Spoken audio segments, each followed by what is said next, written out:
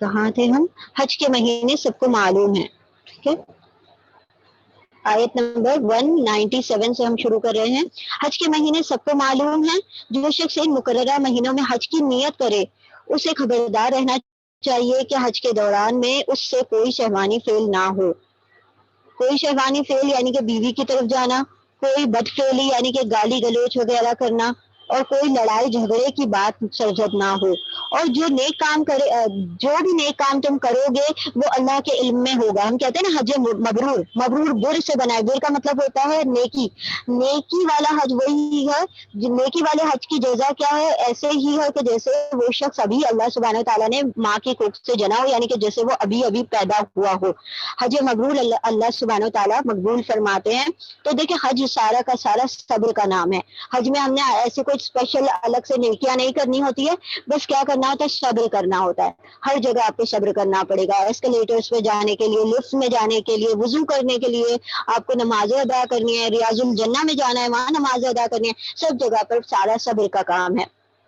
وہاں پر کیا کرتا ہے شیطان؟ ہماری نیکیوں کو ضائع کرنے کی کوشش کرتا ہے کہ ہم جھگڑا کر لیں، کسی سے لڑ لیں، تاکہ وہ کیا ہو جائے؟ ہمارا حج جو ہے مطلب اس کے جو اجر ہیں وہ ضائع ہو جائیں. تو وہاں پر سب ہم نے کیا کرنا ہے؟ صرف اور صرف پیشنس اور صبر کا مظاہرہ کرنا ہے. سفر حج کے لیے زیادہ راہ ساتھ لے جاؤ. اب کیا ہوتا تھا نا، کچھ لوگ کیا کہتے تھے کہ ہم بہت تقوی والے ہیں تو ہمیں کوئی چیز لینے کی ضرورت نہیں، ہم اللہ پر توکل کر کے نکل جاتے ہیں. تو اللہ سبحانہ تعالیٰ نے کہا کہ جب تم سفر کے لیے نکلا کرو تو اپنے سامان زندگی جو وہ ہے وہ لے جایا کرو. ایسا نہ ہو کہ سفر میں تمہیں کسی چیز کی ضرورت پڑے، دوسروں کے آگے ہاتھ پھیلاتے پھرو، یعنی دوسروں سے مانگتے پھرو. تو بہتر ہے کہ جب سفر کے لیے نکلو تو جو سفر کا سامان ہوتا ہے وہ ساتھ لے لیا کرو. اور سب سے بہتر زیادہ راہ، سب سے بہتر سامان کون سا ہے؟ پرہیزگاری ہے. یعنی کہ ساتھ ساتھ اپنا تقوی بھی، اپنی پرہیزگاری بھی ساتھ لے کر چلو. یعنی کہ اب تم کسی کے آگے ہاتھ پھیلا رہے ہو، بندوں کی محتاجی دکھا رہے ہو، تو یہ پھر پرہیزگاری میں تو شامل نہیں ہوتا. بندے کو تو چاہیے تھا کہ اللہ کا محتاج بنا رہے، اور پھر وہ سفر میں کیا کرتا ہے؟ کچھ سامان نہیں لے کر جاتا اور پھر کیا کرتا ہے؟ دوسرے لوگوں کے آگے ہاتھ پھیلاتا ہے. تو اللہ نے کہا کہ سب سے اصل جو زیادہ راہ تو ہے پرہیزگاری. بس اے ہوش مندو، میری نافرمانی سے پرہیز کرو. اور اگر حج کے ساتھ ساتھ تم اپنے رب کا فضل بھی تلاش کرتے رہو، یعنی کہ اگر تم تجارت کرنا چاہتے ہو تو جیسے ہی احرام کھول لو، جو ہمارا وقت ہوتا ہے احرام کھلنے تک کا، مطلب طواف وغیرہ سب مکمل ہو جائے تو پھر تم تجارت بھی وہاں پر کر سکتے ہو. تو اس میں کوئی مذائقہ نہیں، کیونکہ حضرت عمر رضی اللہ تعالیٰ عنہ نے کیا فرمایا تھا کہ اصل مہینہ اصل جو تجارت کا وقت ہوتا ہے وہ تو حج کا ہی مہینہ ہوتا ہے، کیونکہ ہر مختلف شہروں کے لوگ آئے ہوئے ہوتے ہیں اور وہاں پر معاشیات بھی بہت آسان ہو جاتی ہے. اکنامی کے پوائنٹ آف ویو سے بھی حج کا مہینہ بہت اہم ہے. ٹھیک ہے، تو یعنی کہ اللہ سبحانہ تعالیٰ نے اس سے روکا نہیں ہے کہ اگر تم حج کرنے کے لیے گئے ہو تو پھر وہ تمہارے گناہ کا کام ہے کہ تم اپنی چیزوں کو بیچ دو یا تم کوئی تجارت کا کام کرو. اللہ نے اس سے منع نہیں فرمایا. جب تک کہ تم احرام میں ہو تو احرام کے حقوق ادا کرو. احرام کھولتے ہی پھر تم جب ایکسٹرا وقت کے لیے تم وہاں ٹھہرتے ہو تو تم تجارت کر سکتے ہو. جس کی ہدایت پھر جب عرفات سے چلو تو مشعر الحرام یعنی مزدلفہ کے پاس ٹھہر کر اللہ کو یاد کرو، اس طرح یاد کرو جس کی ہدایت اس نے تمہیں دی ہے. ورنہ اس سے پہلے تم لوگ بھٹکے ہوئے تھے. پھر جہاں سے اور سب لوگ پلٹتے ہیں وہیں سے تم بھی پلٹو اور اللہ سے معافی چاہو، یقیناً وہ معاف کرنے والا اور رحم فرمانے والا ہے. پھر جب اپنے حج کے ارکان ادا کر چکو تو جس طرح پہلے اپنے باپ داداؤں کا ذکر کرتے تھے اس طرح اب اللہ کا ذکر کرو، بلکہ اس سے بھی بڑھ کر ذکر کرو. مگر اللہ کو یاد کرنے والے لوگوں میں بھی بہت فرق ہے. ان میں سے کوئی تو ایسا ہے جو کہتا ہے کہ اے ہمارے رب ہمیں دنیا میں ہی سب کچھ دے دے. ایسے شخص کے لیے آخرت میں کوئی حصہ نہیں. اور کوئی کہتا ہے کہ اے ہمارے رب ہمیں دنیا میں بھی بھلائی دے اور آخرت میں بھی بھلائی دے اور آگ کے عذاب سے ہمیں بچا لے. ایسے لوگوں کے لیے اپنی کمائی کے مطابق دونوں جگہ حصہ پائیں گے اور اللہ کو حساب چکاتے کچھ دیر نہیں لگتی. اب دیکھیں اللہ سبحانہ تعالیٰ یہاں پہ کہنا چاہتے ہیں یہ ربنا آتینا فی الدنیا، یہ یہاں کی دعا ہے، معاف کر لیں. آیت نمبر 210 میں 201 201 آیت نمبر ہے. ربنا آتینا فی الدنیا حسنہ. اب یہاں پر اللہ سبحانہ تعالیٰ نے فرمایا کہ جب تم کوئی خیر مانگتے ہو تو صرف اور صرف دنیا کی خیر نہ طلب کرو، بلکہ اللہ سے آخرت کی خیر کو بھی طلب کیا کرو۔ اگر تم دونوں خیر مانگو گے تو اللہ کے خزانے میں کسی چیز کی کمی نہیں ہے کہ وہ تمہیں دونوں چیز کی خیر دے دے، ہے نا۔ ایک صحابی تھے، وہ کیا ہوئے، بہت لین، ہی واز ویری سو، مطلب تھن اور اسکنی ہو گئے تھے، بہت زیادہ مطلب لاغر، اور اتنا ان کا برا حال تھا کہ آپ صلی اللہ علیہ وسلم نے دیکھا کہ کیا پوچھا کہ یہ تمہاری حالت کیسی ہو گئی، مطلب اس قدر تم مطلب بے حال ہوئے ہوئے، یہ معاملہ کیا ہے؟ تو ان شخص نے کیا کہا کہ میں نے اللہ سے کہا کہ یا اللہ، آخرت میں جو بھی پریشانیاں مجھے آنے والی ہیں تو مجھے ساری دنیا میں دے دے۔ تو اللہ سبحانہ تعالیٰ، تو اسی لیے میرا حال ایسا ہے۔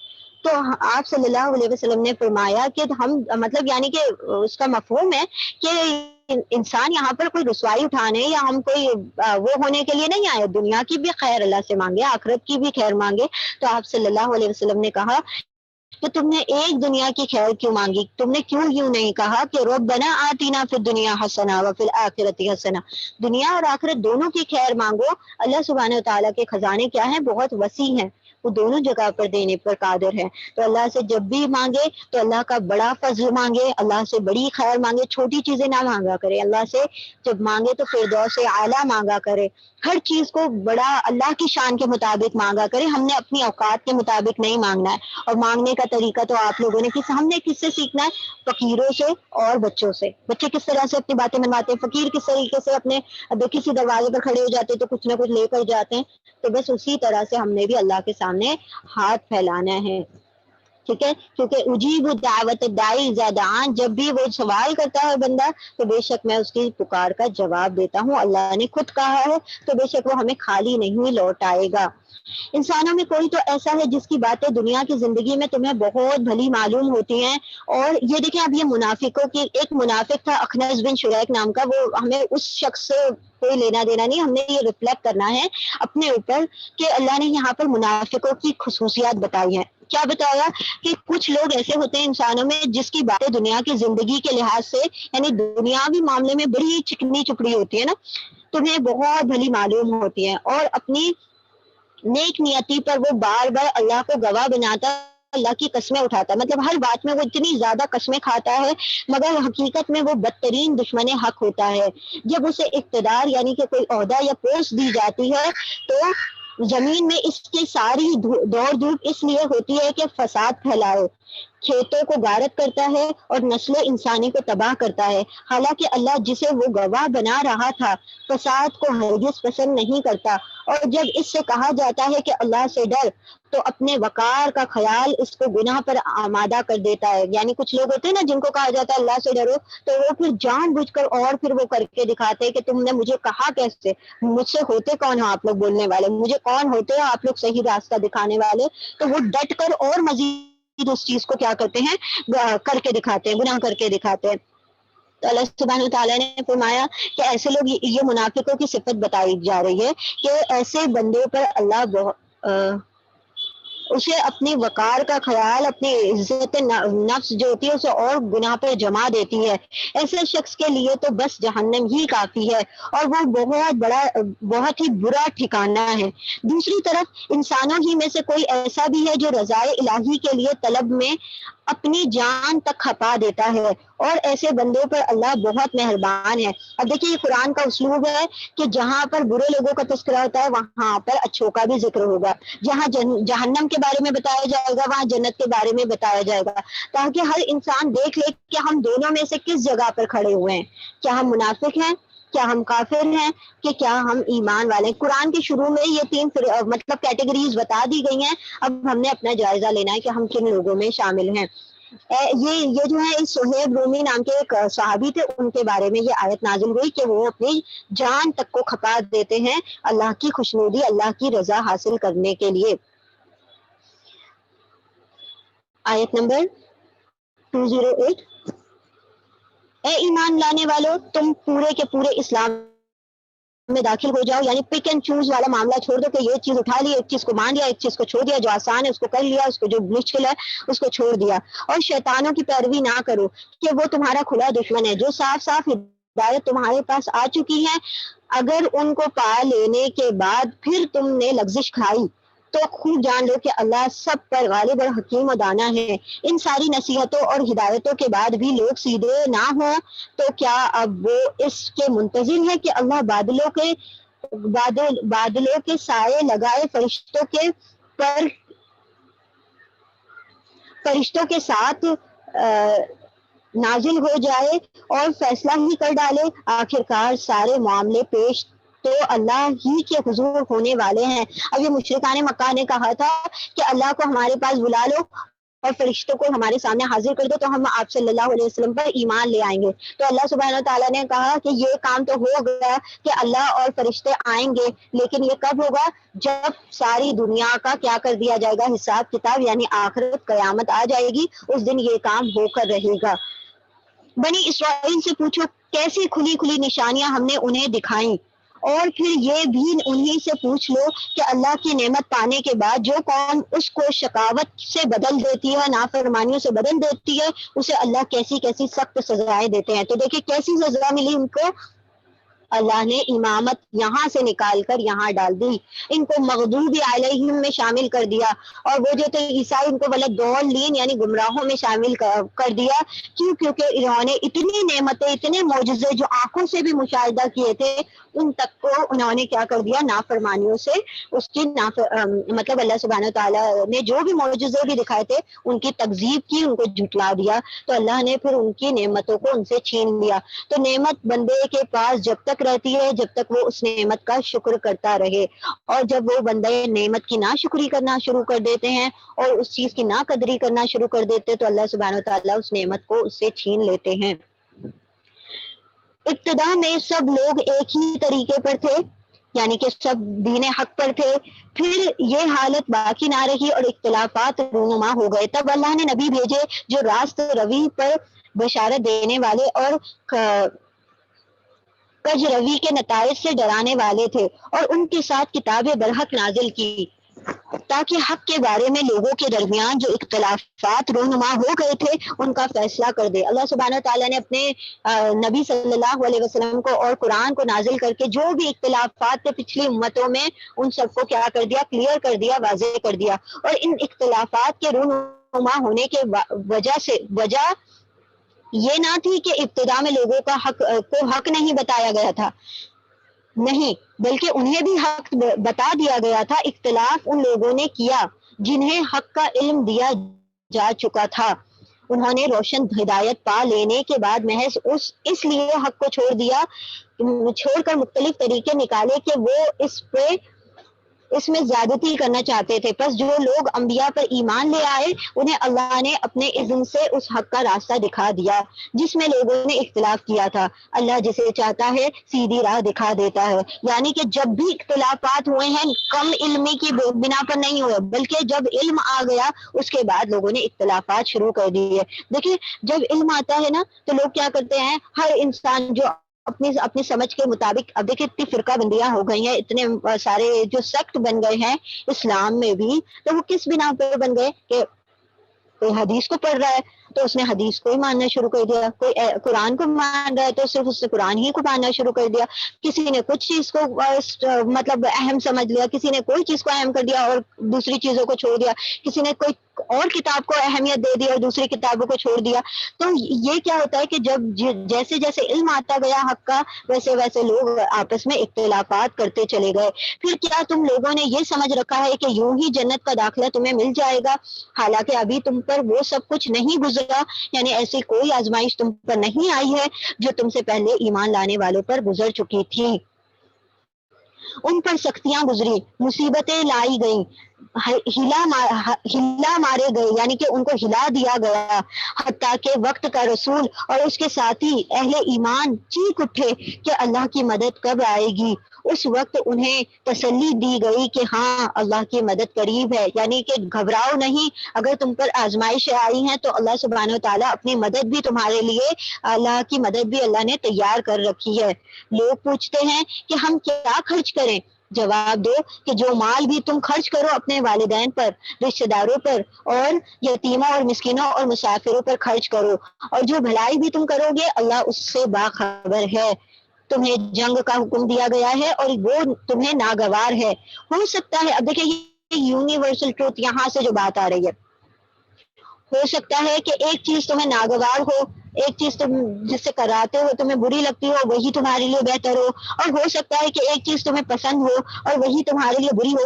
اللہ جانتا ہے، تم نہیں جانتے۔ اگر اللہ سبحانہ تعالیٰ نے ہمارے لیے کوئی حکم نافذ کیا ہے اور ہمیں لگتا ہے کہ یہ چیز صحیح نہیں ہے، اب دیکھیں کچھ لوگ ہوتے ہیں نا جو بڑے ایجیٹیشن کرتے کہ اللہ نے قتل کی سزا کیوں دے دی، کیپٹل پنشمنٹ از کروالٹی، یہاں پر یہ ظلم ہے۔ تو اللہ دیکھیں، اللہ نے بندوں کو بنایا، اللہ بندوں کے بارے میں بندوں سے زیادہ بہتر جانتا ہے۔ تو اللہ نے جو بھی قوانین نافذ کیے ہیں تو وہ کیا ہے، وہ اس کے بارے میں بہترین جاننے والا ہے۔ تو ہمیں جو چیز بری لگتی ہے ہو سکتا ہے اس میں ہمارے لیے بہت سی بھلائیاں ہوں، اور ہو سکتا ہے جو چیزیں ہمیں اچھی لگتی ہیں تو وہ چیزیں، ان چیزوں میں ہمارے لیے بہت سی برائیاں۔ اب دیکھیں لوگ کہتے ہیں کہ بھئی وہ جو سگریٹ وغیرہ، وہ لوگ تمباکو وغیرہ بھی کھاتے ہیں، وہ کہتے ہیں کہ ہمیں بہت اس سے سکون مل جاتا ہے، یہ ہم اپنے حواس ٹھیک ہو جاتے ہیں، لیکن اللہ نے اس چیز کو حرام کر دیا ہوا ہے، اس چیز سے روک دیا ہے اس میں، کیونکہ ہمارے لیے خیر نہیں ہے۔ اب وہی چیز اگر دیکھا جائے کہ اگر ہم بچوں کو، چھوٹے بچوں کو BCG وغیرہ کے جو ویکسین وغیرہ لگواتے ہیں،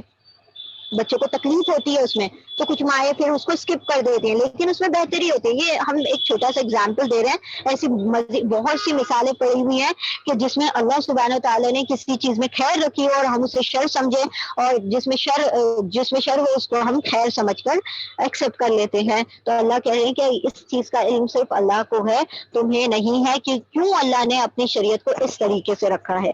لوگ پوچھتے ہیں کہ ماہ حرام میں لڑنا کیسا ہے، ماہ حرام یعنی کہ حرمت والے 4 مہینوں میں لڑنا، جنگ کرنا کیسا ہے؟ کہو اس میں لڑنا بہت برا گناہ ہے، بہت بڑا گناہ ہے، مگر راہ خدا سے لوگوں کو روکنا، یعنی اللہ کی مسجدوں سے لوگوں کو روکنا، اللہ سے کفر کرنا اور مسجد حرام کا راستہ خدا پرستوں پر بند کر دینا، اور حرم کے رہنے والوں کو وہاں سے نکال دینا، اللہ کے نزدیک اس سے بھی بڑا گناہ ہے۔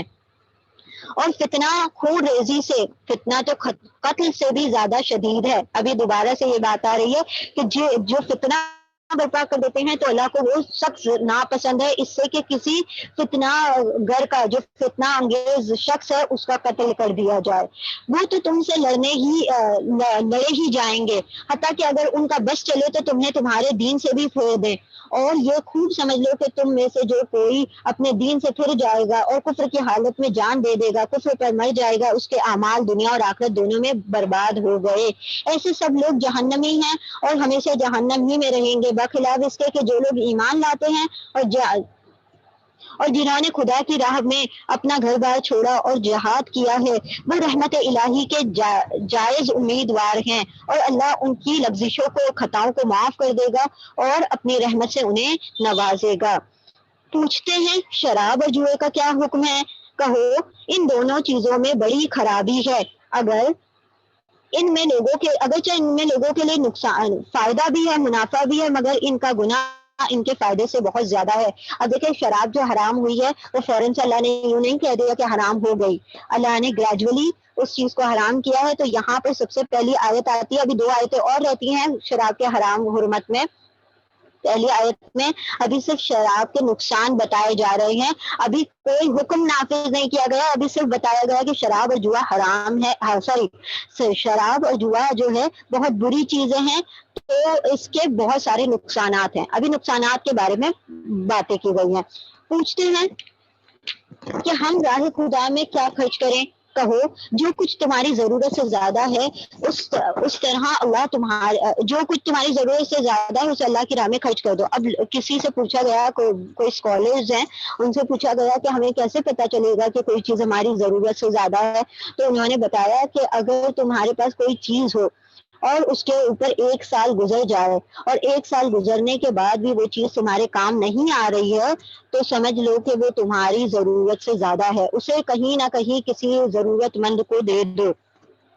کوئی بھی چیز ہو سکتی ہے جو تمہارے 1 سال تک کام نہیں آتی ہے اور تم نے اسے رکھا ہوا اپنے پاس، تو تم اسے خرچ کر دو اللہ کی راہ میں۔ یعنی یہ ایک انہوں نے بتایا کہ ہم کیسے پہچانے کہ وہ چیز ضرورت سے زیادہ ہے۔ اس طرح اللہ تمہارے لیے صاف صاف احکام بیان کر دیتا ہے، شاید کہ تم دنیا اور آخرت دونوں میں دونوں کی فکر کرو۔ یہ کسی حدیث سے ثابت نہیں، یہ اسکالرز نے بتایا ہے کہ اس طریقے سے ہم اس چیز کو جج کر سکتے ہیں۔ پوچھتے ہیں کہ یتیموں کے ساتھ کیا معاملہ کیا جائے؟ کہو جس طرز عمل میں ان کے لیے بھلائی ہو وہی اختیار کرنا چاہیے۔ اگر تم اپنا اور ان کا خرچ اور رہنا سہنا مشترک کر لو، اکٹھا کر لو، تو اس میں کوئی حرج نہیں، آخر وہ تمہارے بھائی بندو ہیں۔ برائی کرنے والے اور بھلائی کرنے والے دونوں کا حال اللہ پر روشن ہے۔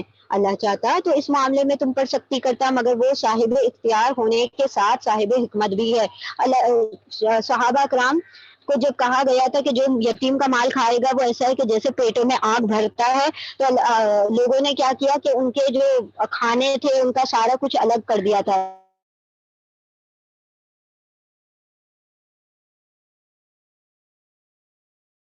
تو اللہ نے فرمایا کہ نہیں اللہ، لیکن تم ان کے حق میں بھلائی کی نیت سے جو بھی مال ان کے لیے خرچ کرو گے تو اللہ سبحانہ تعالیٰ کو تمہیں اس کا اجر دے گا۔ تم مشرک عورتوں سے ہرگز نکاح نہ کرو جب تک کہ وہ ایمان نہ لے آئیں۔ ایک مومن لونڈی مشرک لونڈی سے زیادہ مشرک زادی سے ایک مومن لونڈی یعنی کہ غلام جس کو کہا جاتا ہے، وہ فیمیل غلام کو کہا جاتا ہے لونڈی، ایک مومن لونڈی مشرک شریف زادی سے بہتر ہے۔ اگر وہ عورت کوئی شہزادی ہے، کوئی پرنسس ہے اور وہ مشرکہ ہے، تو اللہ سبحانہ تعالیٰ نے فرمایا کہ وہ مالدار شریف خاتون جو ہے اگر وہ مشرک ہے تو اس سے بہتر اللہ کی نظر میں ایک باندی ہے۔ اور باندی کیوں اللہ کی نظر میں بہتر ہے؟ کیونکہ وہ ایمان والی ہے۔ تو اللہ کی نظر میں کسی کا سٹیٹس جو ہوتا ہے ایمان کی بنا پر ہوتا ہے، مال و دولت اور حسب نسب کے بنا پر نہیں ہوتا۔ ایمان لے آئیں، اگرچہ وہ تمہیں بہت پسند ہو تب بھی تم نے ایمان والی عورتوں سے نکاح کرنا ہے، اور اپنی عورتوں کے نکاح مشرک مردوں سے نہ کرو جب تک کہ وہ ایمان نہ لے آئیں۔ ایک مومن غلام مشرک شریف سے بہت بہتر ہے، اگرچہ وہ تمہیں بہت پسند ہو۔ یہ لوگ تمہیں آگ کی طرف بلاتے ہیں، جو شرک کرنے والے تمہیں آگ کی طرف بلاتے ہیں، اور اللہ تمہیں اپنی اذن سے جنت اور مغفرت کی طرف بلاتا ہے، اور وہ اپنے احکام واضح طور پر لوگوں کے سامنے بیان کرتا ہے۔ توقع ہے کہ وہ سبق لیں گے اور نصیحت قبول کریں گے۔ وہ سوال کرتے ہیں، اب دیکھیں یہ جتنے بھی پوچھتے ہیں سوال کرتے ہیں، ساری باتیں جو آ رہی ہیں صحابہ کرام نے جو آپ صلی اللہ علیہ وسلم سے سوال کیے ہیں ان کو اللہ سبحانہ تعالیٰ نے قرآن میں مینشن کیا ہے۔ پوچھتے ہیں حیض کا کیا حکم ہے؟ کہو وہ ایک گندگی ہے، ایک کمزوری ہے، ایک ناپاکی ہے، اس میں عورتوں سے الگ رہو اور ان کے قریب نہ جاؤ جب تک کہ وہ پاک نہ ہو جائیں، پھر جب وہ پاک ہو جائیں تو ان کے پاس جاؤ، اس طرح جیسے کہ اللہ سبحانہ و تعالیٰ نے تم کو حکم دیا ہے۔ اللہ ان لوگوں کو پسند کرتا ہے جو بدی سے دور رہتے ہیں اور پاکیزگی اختیار کرتے ہیں۔ تمہاری عورتیں تمہاری کھیتیاں ہیں، تمہیں اختیار ہے جس طرح ہو اپنی کھیتی میں جاؤ، مگر اپنے مستقبل کی فکر کرو اور اللہ کی ناراضگی سے بچو۔ خوب جان لو کہ تمہیں ایک دن اس سے ملنا ہے۔ اب دیکھیں اللہ سبحانہ تعالیٰ نے عورتوں کے معاملے میں فرمایا کہ ان کے معاملے میں اللہ سے ڈرتے رہو، اور اللہ نے دیکھیں یہاں کتنا خوبصورت لفظ استعمال کیا، حرث۔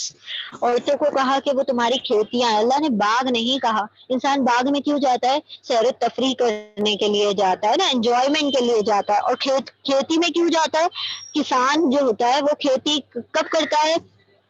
اس کو وہاں پر جان بھی لگانی پڑتی ہے، مال بھی لگانا پڑتا ہے، وقت بھی لگانا پڑتا ہے، اس کی دیکھ بھال بھی کرنی پڑتی ہے، اس کی ساری ذمہ داریاں اس کے اوپر ہوتی ہیں۔ تو اللہ سبحانہ تعالیٰ نے فرمایا کہ تمہاری عورتیں تمہاری کھیتیاں ہیں، حرث لکم، تمہاری کھیتیاں۔ اللہ نے یہ نہیں کہا کہ حدیقۃ لکم، تمہاری باغات نہیں ہے کہ تم بس انجوائے کرنے کے لیے تم اپنی بیویوں سے وہ کرو۔ یہاں پر کھیتیاں کہا گیا، یعنی کہ تم پر ان کی بہت بڑی ذمہ داری ہے، اور ان کے معاملے میں اللہ سے ڈرتے رہو، کیونکہ اگر تم ان کے ساتھ کوئی زیادتی کرتے ہو تو اللہ کے سامنے کھڑے ہو کر تمہیں جواب دہ ہونا ہے۔ مگر اپنے مستقبل کی فکر کرو اللہ کی ناراضگی سے بچو. خوب جان لو کہ تمہیں ایک دن اس سے ملنا ہے. اور اے نبی صلی اللہ علیہ وسلم جو تمہاری ہدایت کو مان لے انہیں فلاح اور سعادت کی خوشخبری دے دو. اللہ کے نام کو ایسی قسمیں کھانے کے لیے استعمال نہ کرو جن سے مقصود نیکی اور تقوی اور بندگان خدائی کی بھلائی کے کاموں سے باز رہنا ہو. یعنی کہ کچھ لوگ ایسی قسم اٹھا لیتے ہیں کہ آج کے بعد ہم اس کے ساتھ یہ نہیں کریں گے, یہ تو ہماری بات مانتے نہیں, یا آج سے ہم ان کے درمیان صلح نہیں کروائیں گے. تو اللہ سبحانہ و تعالیٰ نے کہا کہ ایسے نیکی کے کاموں سے رکنے کے لیے اللہ کی قسمیں مت اٹھاؤ کہ میں یہ کام آج سے نہیں کروں گا, میں دو لوگوں کے بیچ میں صلح نہیں کرواؤں گا کیونکہ ان کی صلح تو بار بار ٹوٹ جاتی ہے, تو آج سے ہم ان کے درمیان نہیں کوئی صلح نہیں کروائیں گے, آج سے ہم ان کے ساتھ کوئی نیکی نہیں کریں گے کیونکہ نیکی کا صلہ ہمیں ان سے کوئی نیکی کا صلہ ملتا ہی نہیں ہے. تو یہ ساری چیزوں پر اللہ کی قسمیں اٹھانے سے اللہ سبحانہ و تعالیٰ نے روک دیا. اللہ تمہاری ساری باتیں سن رہا ہے اور سب کچھ جانتا ہے. جو بے معنی قسمیں تم بلا ارادہ کھا لیتے ہو ان پر اللہ کی گرفت نہیں ہے. یعنی کہ کوئی لوگوں کا جیسے تقیہ کلام ہوتا ہے, جیسے عرب میں خاص طور پر واللہ واللہ ہر بات اس طریقے سے شروع ہوتی ہے, تو اللہ سبحانہ تعالیٰ لغو اور بے وجہ کی قسموں پر پکڑ نہیں فرماتا, مگر جو قسمیں تم سچے دل سے کھاتے ہو ان کے بعض پر تم سے سوال کیا جائے گا. اللہ بہت درگزر کرنے والا اور بردبار ہے.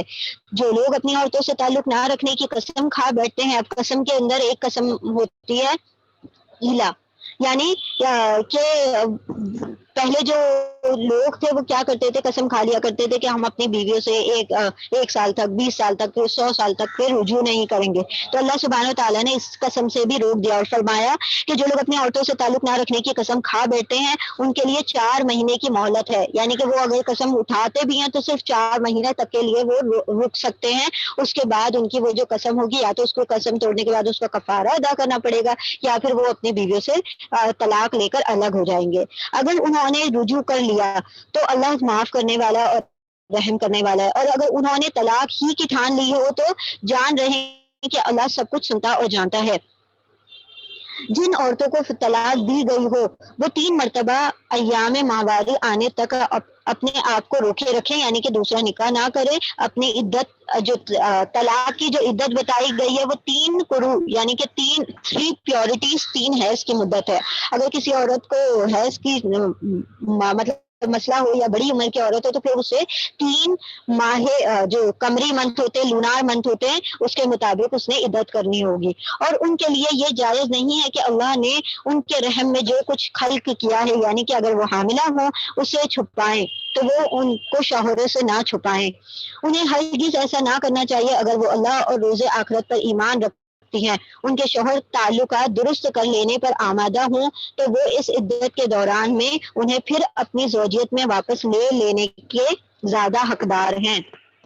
یعنی اللہ سبحانہ تعالیٰ نے جو طلاق کا جو رجوع کا جو حق دیا ہے زیادہ مرد کو دیا ہے, کہ اگر وہ رجوع کرنا چاہے, دوبارہ سے ریکنسائل کرنا چاہیں تو وہ ریکنسیلیشن میں مرد زیادہ حقدار ہے کہ وہ دوبارہ سے رجوع کر لے اور ان کو دوبارہ سے لوٹا لے, یعنی کہ انہیں طلاق نہ دے. عورتوں کے لیے بھی معروف طریقے پر ویسے ہی حقوق ہیں جیسے مردوں کے حقوق ان پر ہیں, البتہ مردوں کو ان پر ایک درجہ حاصل ہے, یعنی عورتوں کے اوپر مردوں کو ایک درجہ اللہ سبحانہ تعالیٰ نے زیادہ دیا ہے, اور سب پر اللہ غالب اقتدار رکھنے والا اور حکیم اور دانا ہے. طلاق 2 بار ہے. اب یہ طلاق رجعی کی بات ہو رہی ہے, ایسا طلاق جس کے اندر رجوع کیا جا سکتا ہے, تو وہ 2 پروناؤنسمنٹ ہے, یعنی 1 مرتبہ طلاق کہا اور اس کے بعد جو عدت شروع ہوتی ہے اس میں رجوع کیا جا سکتا ہے. پھر دوسری مرتبہ طلاق دے دیا, اگر وہ اس کے دوران رجوع کرنا چاہے تو رجوع کر سکتے ہیں. اگر تیسری مرتبہ طلاق دے دی تو تیسری طلاق کے بعد رجوع نہیں کر سکتے, اس میں سپریشن لازمی ہو جاتا ہے. یہاں پر کہا گیا طلاق 2 مرتبہ ہے, طلاق رجعی 2 مرتبہ ہے.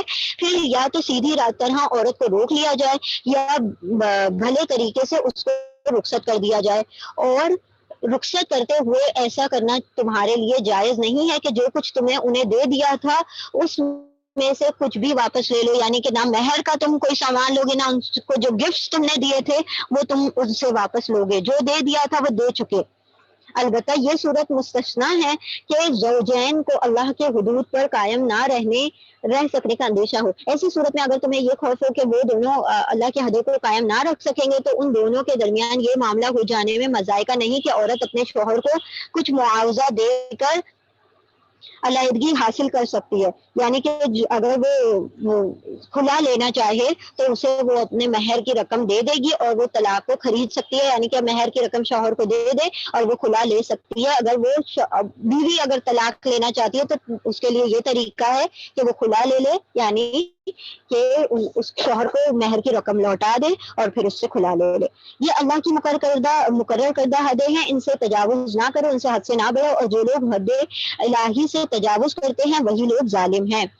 پھر اگر 2 بار طلاق دینے کے بعد شوہر نے عورت کو تیسری بار طلاق دے دی تو وہ عورت پھر اس کے لیے حلال نہ ہوگی، اللہ یہ کہ اس کا نکاح کسی دوسرے شخص سے ہو جائے اور وہ اسے طلاق دے دے۔ تب اگر پہلا شوہر اور یہ عورت دونوں یہ خیال کریں کہ حدود الہی پر قائم رہیں گے تو ان کے لیے ایک دوسرے کی طرف رجوع کر لینے میں کوئی مذائقہ نہیں۔ یہ اللہ کی مقرر کردہ حدیں ہیں جنہیں وہ ان لوگوں کے لیے ہدایت کے لیے واضح کر رہا ہے جو اس کے حدوں کو توڑنے کا انجام جانتے ہیں۔ اب دیکھیں یہاں پر جو آج کل ایک رواج مطلب وہ چل گیا نا، حلالہ سینٹرز بھی ہوتے ہیں، تو حلالہ اسلام میں بہت حرام ہے، لعنت ہے۔ آپ صلی اللہ علیہ وسلم کی حدیث کا مفہوم ہے حلالہ کرنے والے اور کروانے والے دونوں پر اللہ کی لعنت ہے۔ اب حلالہ کسے کہتے ہیں؟ جو پلانڈ وہ ہوتا ہے نا، جو دوسرا نکاح ہوتا ہے، یعنی کہ ایک شوہر پر جب اس کی بیوی پوری طرح سے حرام ہو جاتی ہے 3 طلاق کے بعد، تو وہ کیا کرتے ہیں کہ فور ون نائٹ وہ لوگ نکاح کروا دیتے ہیں کسی دوسرے شخص سے، اور پھر وہ دوسرے دن اس کو عورت کو طلاق دیتا ہے میرج کے کنزومیشن کے بعد، یعنی کہ جو ازدواجی تعلق قائم کر لیتے ہیں، اور پھر اگلے دن اس کو طلاق دیتا ہے، پھر یہ دوبارہ سے نکاح کرتے ہیں۔ اور اس کے لیے باقاعدہ سینٹرز بھی ہوتے ہیں، لوگ حلالہ کروانے کے لیے باقاعدہ وہاں پہ سینٹر پر جاتے ہیں اور باقاعدہ اس میں نام لکھوا کر یہ کر، اس چیز کو اللہ سبحانہ و تعالیٰ نے حرام قرار دیا ہے۔ یہاں پر جس چیز کی بات کی گئی ہے، جس کو موڈیفائی کر کے اور جس کو تبدیل کر کے اس کو تحریف کر کے اس چیز کی یہ شکل نکال لی گئی ہے، بالکل بھی اس کا یہاں پر یہ مطلب نہیں ہے۔ یہاں پر اس کا یہ مطلب ہے کہ اگر کوئی عورت اس کو شوہر اس کو طلاق دے دے 3 اور وہ اس کے لیے حرام ہو جائے، اور ان کیس اس کا کسی اور دوسرے شخص سے نکاح ہو جاتا ہے، اب نکاح ہونے کے بعد ایسا ہوا کہ وہ شخص جو تھا وہ انتقال کر گیا دوسرا، یا پھر اس شخص نے خود سے کسی وجہ پر طلاق دے دی، کوئی پلان نہیں تھا، وہ اس کے دوسرے شوہر سے کوئی بات نہیں ہوئی، نہ اس عورت سے کوئی بات ہوئی ہے، یہ کوئی پلاننگ کے تحت طلاق نہیں ہوئی ہے، ایک ریگولر زندگی میں جو طلاق ہوتی ہے ویسی طلاق ہوئی دوسرے شوہر سے بھی، تب جا کے یہ عورت اپنے پہلے شوہر سے نکاح کر سکتی ہے، ورنہ یہ جو پلان کر کے کیا جاتا ہے یہ ٹوٹلی کمپلیٹلی حرام ہے، اور ایسے لوگوں پر اللہ نے کروانے والوں پر اللہ کی لعنت ہے، لعنت یعنی اللہ کی رحمت سے وہ لوگ محروم ہو جاتے ہیں۔ تو یہاں پر اس چیز کو موڈیفائی کر کے نعوذ باللہ الگ شکل دے دی گئی ہے۔ اور جب تم عورتوں کو طلاق دے دو اور ان کی عدت پوری ہونے کو آ جائے تو یا بھلے طریقے سے انہیں روک لو یا بھلے طریقے سے رخصت کر دو، محض ستانے کی خاطر انہیں نہ روکے رکھنا یہ زیادتی ہوگی، اور جو ایسا کرے گا وہ در حقیقت آپ اپنے ہی اوپر ظلم کرے گا۔ اللہ کی آیت کا کھیل نہ بناؤ، بھول نہ جاؤ کہ اللہ نے کس نعمت عظما سے تمہیں سرفراز کیا ہے، وہ تمہیں نصیحت کرتا ہے کہ جو کتاب اور حکمت اس نے تم پر نازل کی ہے اس کا احترام ملحوظ رکھو، اللہ سے ڈرو اور خوب جان لو کہ اللہ کو ہر بات کی خبر ہے۔ جب تم اپنی عورتوں کو طلاق دے چکو اور وہ اپنی عدت پوری کر لیں تو پھر اس میں مانے نہ ہو کہ وہ اپنی زیر تجویز شوہروں سے نکاح کر لیں، یعنی کہ طلاق کی عدت مکمل ہو چکی، اب وہ عورتیں اگر کسی سے نکاح کرنا چاہتی ہیں تو پھر ان کے درمیان مطلب وہ نہ کرو نا، روک نہ ڈالو کہ اب تم دوسرا نکاح کرو گی، یہ کتنی بری بات ہے یار۔ لوگ مطلب ان کو پوائنٹ آؤٹ کرنا شروع کر دیتے ہیں کہ دیکھو ابھی عدت مکمل ہی نہیں ہوئی تھی کہ دوسرا نکاح کر لیا۔ تو یہ ساری چیزیں جب اللہ سبحانہ وتعالیٰ نے اجازت دی ہے تو ہم ہوتے کون ہیں اللہ کی شریعت میں مین میخ نکالنے والے یا اس کو تبدیل کرنے والے یا اس کے اوپر تانے تشنے کسنے والے۔ اللہ نے اجازت دی ہے کہ اگر کوئی عورت طلاق کی عدت مکمل کر لے یا وفات کی عدت مکمل کر لے اس کے بعد وہ دوسرا نکاح کر سکتی ہے، جبکہ وہ معروف طریقے سے باہم مناکحت پر راضی ہوں، یعنی کہ وہ نکاح کرنے کے لیے راضی ہوں تو پھر ان کو نہ روکو۔ تمہیں نصیحت کی جاتی ہے کہ ایسی حرکت ہرگز نہ کرنا، اگر تم اللہ اور روز آخرت پر ایمان لانے والے ہو تمہارے لیے شائستہ اور پاکیزہ طریقہ یہی ہے کہ اس سے باز رہو، اللہ جانتا ہے تم نہیں جانتے۔ ہم یہاں پہ پوز کر لیں یا ہم ریڈنگ کر کے مکمل کر دیتے ہیں جلدی سے، بیکاز لوٹ آف ٹائم. بسم اللہ الرحمن الرحیم. جو باپ چاہتے ہوں کہ ان کی اولاد پوری مدت رضاعت تک دودھ پیے تو مائیں اپنے بچوں کو کامل 2 سال دودھ پلائیں. دودھ پلانے کی مدت 2 سال ہے. اس صورت میں بچے کے باپ کو معروف طریقے سے انہیں کھانا کپڑا دینا ہوگا، مگر کسی پر اس کی وسعت سے بڑھ کر بار نہ ڈالا جائے گا، بوجھ نہ ڈالا جائے گا. نہ تو ماں کو اس کی وجہ سے تکلیف دی جائے کہ بچہ اس کا ہے، اور نہ باپ کو اس وجہ سے تکلیف دی جائے کہ بچہ اس کا ہے. اور دودھ پلانے والی کا یہ حق جیسا کہ بچے کے باپ پر ہے ویسا ہی اس کے وارثوں پر ہے. اگر کوئی عورت اگر طلاق شدہ ہے اور اس کی اولاد ہے شیر خوار، دودھ پینے والے بچے ہیں، تو طلاق کے بعد بھی وہ عورت کا خرچہ، کھانا پینا اور کپڑا اس کے ذمہ ہوگا، شوہر کے ذمہ، کیونکہ وہ اس کے اولاد کو دودھ پلا رہی ہے، کیونکہ وہ اولاد کس کی ہے؟ اس شوہر کی ہے. ٹھیک ہے. تو یہاں پہ بتایا گیا کہ اگر وہ عورت پلانا چاہتی ہے تو 2 سال پلا دے، اگر نہیں تو اگر وہ آپس میں مشورہ کر کے کسی اور دائی سے دودھ پلوانا چاہیں تو اس میں بھی کوئی حرج نہیں. لیکن اگر فریقین باہمی رضامندی اور مشورے سے دودھ چھڑانا چاہیں، یعنی کہ اصل ماں سے دودھ چھڑانا چاہے، تو ایسا کرنے میں کوئی مذائقہ نہیں. اور اگر تمہارا خیال اپنی اولاد کو کسی غیر عورت سے دودھ پلوانے کا ہو تو اس میں بھی کوئی حرج نہیں، بشرطے کہ اس کا جو کچھ معاوضہ طے ہوا ہے وہ معروف طریقے سے اسے دے دیا جائے. یعنی کہ وہ جو دائی ہے اس کا معاوضہ، اس کو جو اس کی اجرت ہے اسے پوری طے کر کے دے دی جائے. اللہ سے ڈرو اور جان رکھو کہ جو کچھ تم کرتے ہو سب اللہ کی نظر میں ہے. تم میں سے جو لوگ مر جائیں ان کے پیچھے اگر ان کی بیویاں زندہ ہوں تو وہ اپنے آپ کو 4 مہینے 10 دن روکے رکھیں. اب یہ عدت کس چیز کی ہے؟ وفات کی عدت ہے. وفات کی عدت 4 مہینے 10 دن ہے. طلاق کی عدت 3 پاکی کی ہے، 3 حیض کی ہے. اگر حیض نہ آتا ہو تو 3 قمری مہینے، 3 لونار منتھس. پھر جب ان کی عدت پوری ہو جائے تو انہیں اختیار ہے کہ اپنی ذات کے معاملے میں معروف طریقے سے جو چاہیں وہ کریں. تم پر اس کی کوئی ذمہ داری نہیں. اللہ تم سب کے اعمال سے باخبر ہے. زمانے عدت میں خواہ تم ان بیوہ عورتوں کے ساتھ منگنی کا ارادہ اشارے کنائے میں ظاہر کر دو، خواہ دل میں چھپائے رکھو، دونوں صورتوں میں کوئی مذائقہ نہیں. اللہ جانتا ہے کہ ان کا خیال تو تمہارے دل میں آئے گا ہی، مگر دیکھو خفیہ عہد و پیمان نہ کرنا. یعنی کہ اگر وہ عورت عدت میں ہے تو جا کے اس سے وعدے اور عہد و پیمان نہ کر دے کہ میں ہی تم سے نکاح کرنے والا ہوں، اور سارے کچھ پلاننگ ہو جائے. تو عدت کے دوران میں اس کو الگ کوئی مینٹل پریشر نہ دیا جائے، کیونکہ وہ پہلے ہی کسی ٹراما سے گزر رہی ہے عورت، تو اس کے اوپر کوئی نئی ذمہ داری اس عدت کے دوران میں نہ ڈالی جائے. اگر کوئی بات کرنی ہے تو معروف طریقے سے کر لو، یعنی کسی ولی کے ذریعے اس کو وہ بات پہنچا دی جائے، یا اس کو نہ پہنچائی جائے، اس کو روک کر رکھا جائے، بعد عدت بیان کر دی جائے. اور عقد نکاح باندھنے کا فیصلہ اس وقت تک نہ کرو جب تک کہ اس کی عدت پوری نہ ہو جائے. خوب سمجھ لو کہ اللہ تمہارے دلوں کا حال جانتا ہے، لہٰذا اس سے ڈرو، اور یہ بھی جان لو کہ اللہ بردبار ہے، چھوٹی چھوٹی باتوں سے درگزر فرماتا ہے. تم پر کچھ گناہ نہیں اگر اپنی عورتوں کو طلاق دے دو قبل اس کے ہاتھ لگانے کی نوبت آئی ہو. یعنی کہ اگر کسی عورت ہے اس کی رخصتی نہیں ہوئی ہے اور نکاح ہو چکا ہے، اور نکاح رخصتی ہوئے بغیر ہی طلاق ہو گئی، اب طلاق ہو جانے کی صورت میں مہر کچھ نہ کچھ ان شوہروں کو کہا گیا ہے کہ ان عورتوں کو بھی دیا جائے جن کی بغیر رخصتی کے طلاق ہو جائے، یا مہر مقرر تم نے انہیں چھوا نہیں ہو، یعنی کہ میرج کنزیومیٹ نہیں ہوئی ہے، زواجی تعلق قائم نہیں ہوا اور طلاق ہو گئی، اور طلاق میں مہر مقرر نہیں کیا گیا تھا. اس صورت میں انہیں کچھ نہ کچھ دے دینا ضروری ہے. خوشحال آدمی یعنی کہ جو امیر ہے، جو ایک صاحب حیثیت ہے، وہ اپنی حیثیت کے مطابق کچھ دے دے، اور غریب ہے تو اپنی حیثیت کے مطابق کچھ دے دے. یہ حق ہے نیک آدمیوں پر. اور اگر تم نے ہاتھ لگانے سے پہلے طلاق دے دی لیکن مہر مقرر کیا جا چکا تھا تو اس صورت میں آدھا مہر تمہیں دینا ہوگا. یہ اور بات ہے کہ عورت نرمی برتے اور مہر نہ لے، یا وہ مرد جس کے اختیار میں نکاح کا عقد نکاح ہے نرمی سے کام لے اور پورا کا پورا مہر دے دے. اور تم یعنی مرد نرمی سے کام لو تو یہ تقوی سے زیادہ مناسبت رکھتا ہے. آپس کے معاملے میں فیاضی کو نہ بھولو، تمہارے اعمال کو اللہ دیکھ رہا ہے. یعنی کہ اگر وہ عورتیں معاف کر دے مہر تو پھر عورت زیادہ تقوی والی ہو گئی. اور یہاں پہ اللہ نے کہا کہ اگر تم زیادہ تقوی رکھتے ہو تو ہم نے تو تمہیں آدھے مہر کا حکم دیا، اگر تم پورا مہر ان عورتوں کو لوٹانا چاہو بغیر اس کے بھی، اگر تم پورا مہر